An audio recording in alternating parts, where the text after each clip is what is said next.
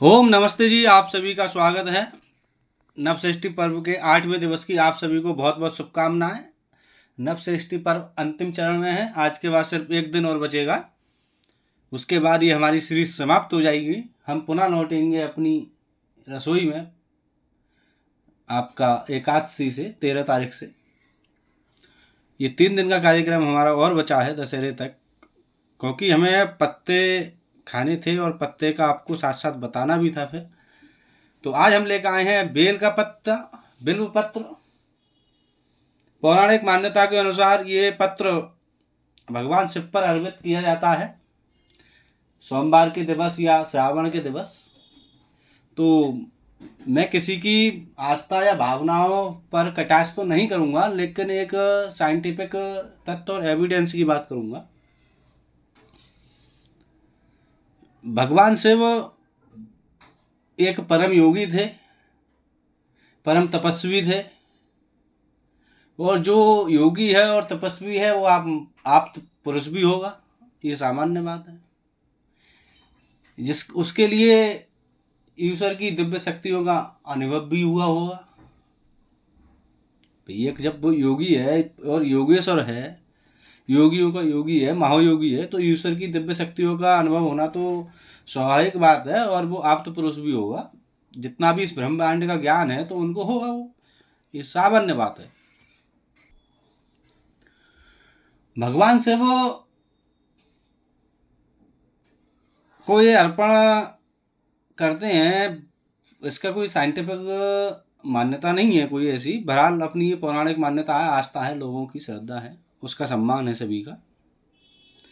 मैं आज इसका साइंटिफिक पहलू बताऊंगा, क्योंकि मैंने एक मंदिरों में बहुत ही गंदगी देखी है शिव भक्ति के नाम पर, कि बिल्व पत्र चढ़ा दिए जाते हैं सोमवार के दिवस या श्रावण के मास में, और पूरे देश में ये हजारों टन, ये आंकड़ा 10,000 टन प्लस होगा अगर सभी मंदिरों की बात करें। करोड़ों मंदिर हैं देश के अंदर शिव के।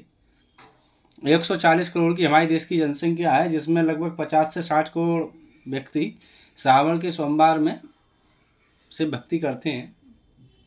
तो ये बहुत बड़ा आंकड़ा है अपने आप में। और ये जितने भी बिल्व पत्र चढ़ाए जाते हैं वो सब कूड़े में बहा दिए जाते हैं, जिनका कोई लाभ नहीं होता मेरी नज़र में। अब मैं इसके असली लाभ के बारे में बता रहा हूँ। तो सबसे पहले मैं आपसे निवेदन करूँगा कि आप लोग शिव को ये बेलपत्र अर्पण करने के बाद अपने घर लेके आएँ, अवश्य प्रसाद के रूप में ऐसे ग्रहण करें। वहाँ पर आपने शिव को अर्पित किया और इसे उठा लिया, उठाने के बाद अपने घर लाएं। घर लाकर व्रत उपवास में शिव हम रखते हैं, शिव के नाम पर भी हमारे घर में माताएं, बहनें और भाई भी रखते हैं शिव का उपवास। तो ये बिल्व पत्र लाएं प्रसाद के रूप में, और अपने घर लाकर इसको सिलबट्टे पे चटनी बनाएं अथवा मिक्सर ग्राइंडर में चटनी बनाएं, जैसा आपको सुलभ लगे वैसे बना लो। और उसके बाद इनको पानी में घोल के पिए, या चटनी ही 1-2 चम्मच खा लो, कोई आपत्ति नहीं है। ये बहुत ही गुणकारी है, बहुत ही लाभकारी है। तो अब मैं इसके गुण और लाभ की चर्चा करता हूं। मैं आपको पहले ही बता चुका हूं कि जितने भी पत्ते हैं उसमें 80% एवं पत्ते इम्यूनिटी बूस्टर हैं।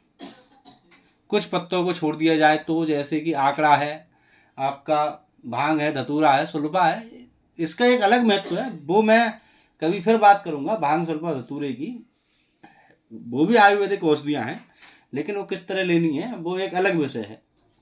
उनका भी हमारे आयुर्वेद में दिमाग के रोगों में काफ़ी हद तक उपयोग किया जाता है, और कर भी रहे हैं। पतंजलि आयुर्वेद भी कर रहा है भांग का उपयोग या सुल्फे का उपयोग, ऐसा नहीं है नहीं कर रहा है, लेकिन वो दिमाग के रोगों में करता है। लेकिन वो सीधा नहीं पी जा सकती ना, जिस तरीके से लोग उसको लेते हैं वो गलत परंपरा है। तो बिल्व पत्र एक इसका प्रधान जो गुण है वो आंतों के लिए बहुत ही ज़्यादा कारगर है। बिल्व पत्र का जो प्रधान गुण है आंतों के लिए बेस्ट है, बेस्ट है। किसी के भी पेट में कोई खराबी हो, अफारा हो, पेचिस हो, दस्त हो, लगातार लगते रहते हो, जल्दी जल्दी लगते रहते हो, आंतें कमज़ोर हो गई हो, खाना कम पचता हो, तो 30-40-50 बेल के पत्तों का सेवन लगातार करे वो, विद इन 7 डेज उसकी इस सारी समस्या का समाधान मिल सकता है। अल्सर में बहुत फायदेमंद है, पेट के अल्सर में, क्योंकि ये शीतलता प्रदान करने वाला है। तो पेट में अल्सर, और अल्सर एक कैंसर का रूप भी ले लेता है, बहुत फायदेमंद है। तो और ये एंटी ऑक्सीडेंट गुणों से भरपूर है। अब मैं आपको एक बात बताऊं, क्योंकि मैंने अब तक जो कुछ पत्ते खाए हैं उसमें कुछ एंटी बैक्टीरियल भी है, कुछ एंटी ऑक्सीडेंट भी है, और कुछ anti oxidant and anti bacterial दोनों हैं। एंटी बैक्टीरियल और एंटीऑक्सीडेंट में अंतर। एंटीऑक्सीडेंट का मतलब होता है जो आपको एलोपैथी के नाम पर ये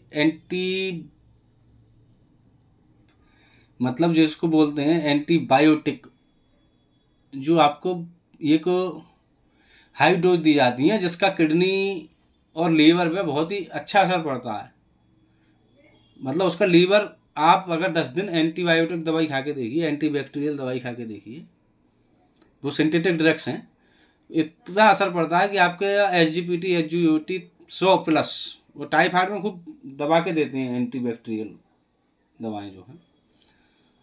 तो एंटीऑक्सीडेंट जो दवाएं होती हैं ये कैंसर वगैरह में दी जाती हैं आपके, या फिर कहीं कोई गल सड़ जाता है वहाँ भी दी जाती हैं। एंटीबायोटिक बुखार में भी दी जाती हैं। तो एंटीऑक्सीडेंट्स गुणों से भरपूर है और ये कैंसर होने नहीं देगा। देखो जो भी पत्ते हैं ये ज़्यादातर anti cancerous and anti bacterial हैं। आपके शरीर में ना तो कोई वायरस आएगा, ना आपको कैंसर के सेल्स पनपेंगे, क्योंकि कैंसर सेल तो हर किसी के अंदर है। वो स्वामी रामदेव के अंदर भी है, मेरे अंदर भी है, आप सभी के अंदर है। लेकिन जिस दिन वो पटाखा फूटता है तो फूटता है क्योंकि हम अपनी गलत दिनचर्या करते हैं, तो हमारा वो पटाखा फूटता है। कैंसर सभी के शरीर में है, कैंसर सेल सभी के शरीर में, कोई उसके बिना तो शरीर बन ही नहीं सकता। ये प्रकृति की रचना है। तो एंटीऑक्सीडेंट्स गुणों से भरपूर है और सबसे इसका प्रमुख फायदा है आपका पेट के रोग, आपका अल्सर हो गया, दस्त हो गए, पेचिस हो गए, इतनी सारी बीमारियां हैं, ये सब में आप अपना इस्तेमाल कर सकते हैं। इसके बाकी अन्य फायदे भी हैं। अन्य फायदों में आपका वजन को भी कम करता है, और ये खाने में बहुत ही सुगंधित है, बहुत ही मधुर है। तो खाइए आप सभी लोग इसको। जूस बनाने का फार्मूला हम आपको पिछले वीडियो में कई बता चुके हैं, आपको पुनः बता देते हैं। इन सारे पत्तों को मिक्सर ग्राइंडर में चटनी बना लीजिए। चटनी बनाने के बाद उस चटनी को आप एक सूती कपड़े में डालिए। सूती कपड़े में डालने के बाद 1 से 1.5 गिलास पानी डाल दीजिए, लगभग 50-60 पत्तों में बेल के, और वो आपका जूस बन के तैयार है। और छूछा फेंक दीजिए, उनको निचोड़ दीजिए, पूरा सद निकल जाना चाहिए उसका। तो बताइए आपको आज ये कैसा लगा अब तक। हमें कुछ सुझाव भी दीजिए, और हम इसका जूस बनाते हैं, फिर आपको बताते हैं उसका जूस कैसा लगता है। हमारा जूस बनके तैयार, अब इसको पीते हैं। ये हम गिलास में करते हैं, पात्र में अपने। 1 गिलास जूस बनाया आज हमारा सिर्फ, और ये खुशबू तो इसकी इतनी बेहतरीन आ रही है, कुछ पूछो मत। ज़बरदस्त, एकदम मज़ेदार खुशबू है।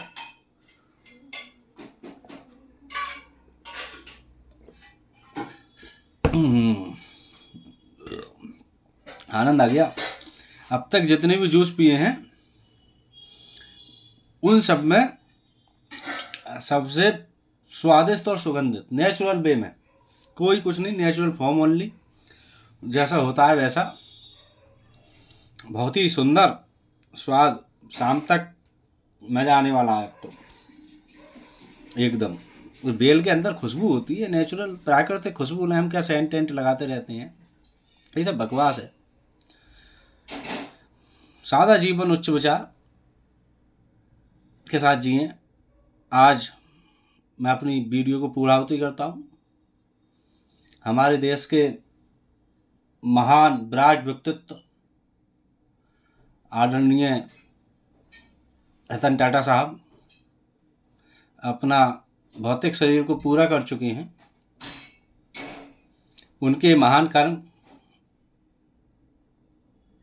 से हम उनको आज याद कर रहे हैं, तो निश्चित ही ईश्वर उन्हें पुनः मनुष्य रूप में भेजेगा और पुनः टाटा साहब आएंगे और इस देश में पुनः विकास की नई ऊंचाइयों को छुएंगे। तो टाटा साहब के लिए भावभीनी श्रद्धांजलि। आज एक युग का अंत हो गया, उद्योग जगत के एक युग का अंत हुआ। तो टाटा साहब को बहुत बहुत विनम्र श्रद्धांजलि। ओम नमस्ते। मिलते हैं कल के लिए। धन्यवाद।